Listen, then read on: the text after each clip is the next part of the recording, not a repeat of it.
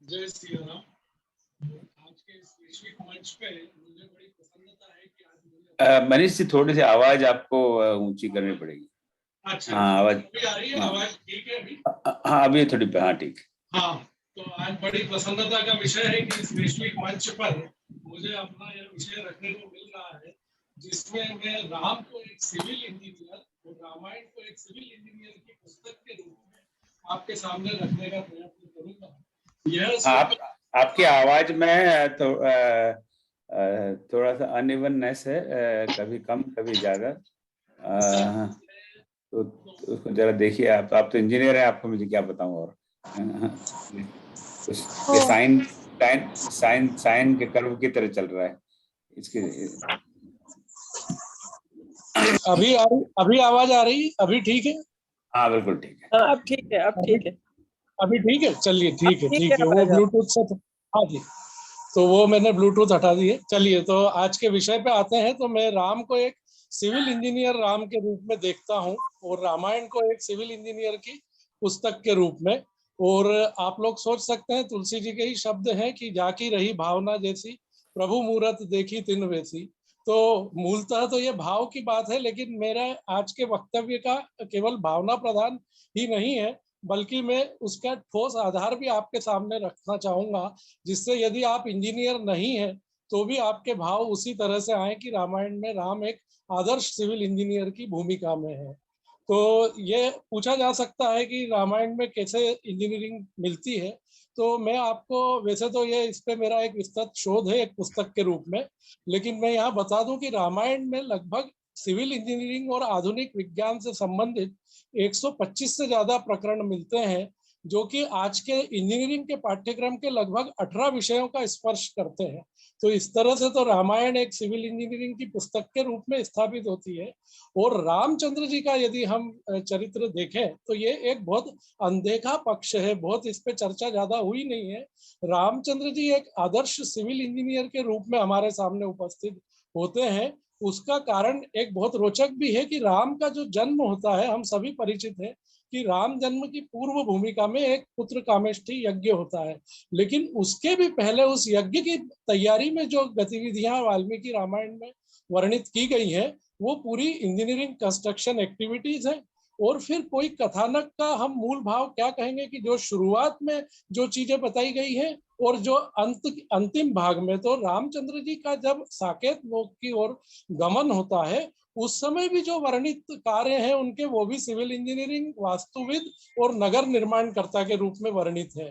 तो ये दो तथ्य तो स्थापित होते ही है राम। और पूरी रामायण में भी कई ऐसे पक्ष आते हैं जिसमें राम का एक सिविल इंजीनियर के रूप में चरित्र उभर के आता है। तो रामचंद्र जी की जन्म के पूर्व भूमिका में यदि हम देखें, तो जब दशरथ जी को ये यज्ञ करते हैं, तो उनके गुरुजी जो उनको सबसे पहले यज्ञ की तैयारी में जो कहते हैं, वो इतना अच्छा टेक्निकल वर्णन है।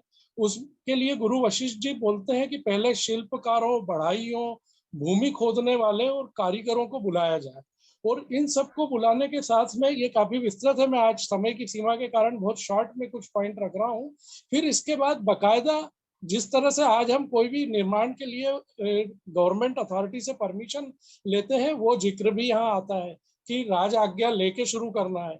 फिर उसके बाद जो मटेरियल में आता है, सबसे पहले जिस तरह से आज कोई निर्माण करने में हम ईंटों की जरूरत होती है, तो बिल्कुल यही आया है कि कई हजार ईंटें लाने के आदेश वशिष्ठ जी देते हैं।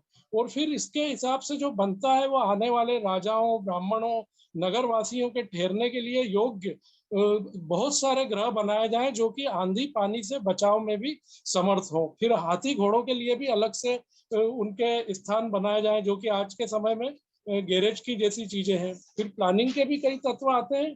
और इसके बाद में जो आता है, एक बहुत अच्छी चीज आती है यहाँ पर, श्रम का सम्मान।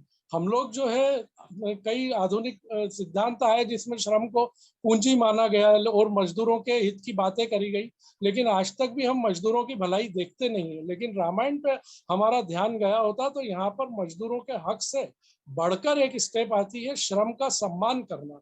ये हमें सिखाती है रामायण। तो ऐसे विभिन्न व्यापक पक्ष इसमें आते हैं। और इसके बाद में राम जन्म के लिए यज्ञ होता है। और फिर पूरी रामायण में engineering, survey, geology, modular construction, compaction, consolidation, सारे तत्व हमको मिलते जाते हैं। और आज हम, ये मेरी पुस्तक में मैंने 300 प्रश्नों की पुस्तक है, उसमें सब विस्तृत वर्णन किया है। लेकिन आज आरंभिक बात हो गई, अब हम आते हैं सीधे रामायण के अंतिम सोपान में जो उत्तरकांड में वर्णित है। तो वहां पर रामचंद्र जी का, जैसा हम सब लोग जानते हैं कि अंत में जो है उन्होंने रामराज्य की स्थापना करी थी। अब रामराज्य के जो तत्व हैं, आप सभी ने सुना होगा, दैहिक, दैविक, भौतिक तापों का उन्मूलन, इन सब के पीछे यदि हम विस्तृत उसमें जाएंगे तो ये तीनों ताप के निर्मूलन में लगभग 70 से 80% जो कार्य है वो सिविल इंजीनियरिंग से ही संबंधित होते हैं। तो आज उनका वर्णन नहीं है, लेकिन राम राज्य का एक उदाहरण मैं देता हूं कि रामचंद्र जी ने आखिरी में, रामायण के आखिरी में 4 नगरों का वर्णन। अब रामचंद्र जी जब नगर बना रहे हैं एक निर्माणकर्ता के रूप में, और पूरा टेक्निकल एस्पेक्ट्स है उसमें, तो उनके क्लाइंट भी विशिष्ट ही होंगे। अब हम सब जानते हैं कि रामचंद्र जी के रामायण में सबसे प्रिय पात्र लक्ष्मण जी है। तो यहाँ रामचंद्र जी के जो क्लाइंट है वो लक्ष्मण जी के पुत्र है, अंगद और चंद्रकेतु। इन दोनों के लिए राम 2 नगर के निर्माण करते हैं। अब इसमें कौन सी टेक्निकल कई बातें जो आती है, उसमें अन्य बातों के अलावा आज जो मैं विशेष रूप से उल्लेख करना चाहता हूँ वो साइट सिलेक्शन का बिंदु है। तो साइट सिलेक्शन के लिए राम ऐसे स्थान के चयन के लिए कहते हैं कि जो रमणीय और विघ्न बाधाओं से रहित है, जहां पर ये दोनों भाई आनंद पूर्वक रह सके। आज की इंजीनियरिंग में आनंद पूर्वक रहना ये कॉन्सेप्ट गायब है। हम भौतिक सुख के लिए करते हैं, लेकिन आनंद हमारे निर्माणों से मिलता है, इसकी गारंटी हम नहीं ले सकते। स्थान ऐसा हो जहां रहने से दूसरे राजाओं को पीड़ा या उद्वेग न हो, कितना मानवीय पक्ष देखिए यहाँ पर। और फिर जहां पर हमें आश्रमों का नाश न करना पड़े और हम किसी के दृष्टि में अपराधी भी न बने। राम का चिंतन देखिए आप कि कितना आज के विज्ञान को इस चिंतन की जरूरत है। इसके बाद में जो भरत जी से जब ये राज दरबार में चर्चा करते हैं, तो भरत जी राम को जो स्थान बनाते हैं वो भी किसी साइट सिलेक्शन के लिए बहुत महत्व का है। भरत जी कहते हैं कि अंगद के लिए कारुपथ नाम का देश बहुत सुंदर है, वहां किसी प्रकार की, ध्यान दीजिए, रोग व्याधि का भी भय नहीं है। अब ये हमारी आधुनिक इंजीनियरिंग में भी ये कॉन्सेप्ट नहीं है कि रोग व्याधि रहित नगर का साइट सिलेक्शन कैसा हो। कोरोना के बाद तो इस चीज की उपयोगिता बहुत ज्यादा बढ़ जाती है, इसका समावेश पाठ्यक्रम में होना बहुत आवश्यक है। इसके साथ ही वे कहते हैं कि चंद्रकेतु के रहने के लिए चंद्रकांत नामक नगर निर्माण करवाया जाए, जो कि सुंदर और आरोग्यवर्धक हो। अब बताइए, सुंदर और आरोग्यवर्धक नगर, यानी आरोग्य हमको जड़ी बूटी या दवाइयों से तो मिले, पर नगर से आरोग्य बढ़े, ऐसे सूत्रों पर ध्यान दिलाती रामायण। अब उसके बाद में ये दोनों तत्व तो हमारे इसमें शामिल होना ही चाहिए। साथ में राम यहाँ पर चूंकि मानवीय पक्ष को भी, मर्यादा पुरुषोत्तम है, तो मानवीय पक्ष को भी साथ में रखते हैं कि एक निर्माणकर्ता का चरित्र कैसा होना चाहिए। तो यहाँ वाल्मीकि जी जो राम का पक्ष उभारते हैं वो है, राम जो निर्माण करता है वो क्लेश रहित होकर कर्म करने वाले। अब कितनी अच्छी सीख यहाँ मिलती है कि एक इंजीनियर को क्लेश रहित होकर, अब क्लेश के डिटेल में यदि हम जाएंगे तो जो हमारे 5 क्लेश बताए गए हैं, अविद्या, अस्मिता, राग, द्वेष और अभिनिवेश, तो इस पे तो विस्तृत चर्चा हो सकती है, लेकिन ये 5 क्लेशों की मुक्ति भी एक निर्माण कार्य करने वाले के जीवन में दिखाई देना चाहिए।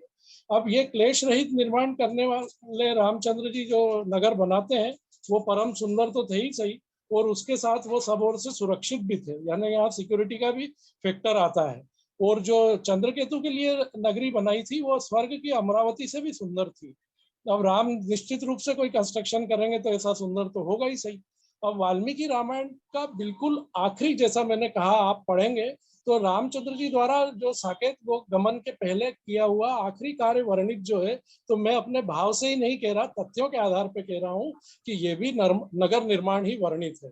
इसमें जब रामचंद्र जी को भरत जी कहते हैं कि शत्रुघ्न जी को भी बुला लिया जाए, तो दूत शत्रुघ्न जी के यहाँ जाते हैं, तो वहां पर वो वर्णन करते हैं कि जो वर्णन करते हुए बताते हैं कि श्री राम ने कुश के लिए विंध्य पर्वत के किनारे कुशावती नामक रमणीय नगर का निर्माण करवाया है, और लव के लिए श्रावस्त्री नाम से सुंदर नगर बसाया है। यहाँ भी मैं इसके और डिटेल में न जाते हुए बताऊं कि यहाँ एक इंजीनियर की चारित्रिक विशेषताओं का वर्णन करते हुए बताया है कि बुद्धिमान, यहाँ राम को परम बुद्धिमान बताया है, यानी एक इंजीनियर को बाकी चीजों के साथ बुद्धिमान भी होना आवश्यक है। तो ये दो गुण बहुत अच्छे से उभर के आते हैं। तो आज मैं खाली रामायण के आरंभ में राम जन्म की भूमिका में सिविल इंजीनियरिंग और राम के इस भूमि लोक से साकेत लोक गमन के अंतिम कार्य के रूप में भी सिविल इंजीनियरिंग का वर्णन करते हुए आपके सामने यही तथ्य प्रस्तुत करना चाहता हूं कि रामायण में अन्य विशेषताओं के साथ, जैसा कि आज चर्चा हुई पर्यावरणविद राम, भक्त वत्सल राम, उसके साथ ही सिविल इंजीनियर राम के रूप में भी हमारे सामने आते हैं। यही मेरा आज का निवेदन था आप सब लोगों के समक्ष। आपने ये सुना, इसके लिए बहुत बहुत धन्यवाद। जय सिया राम।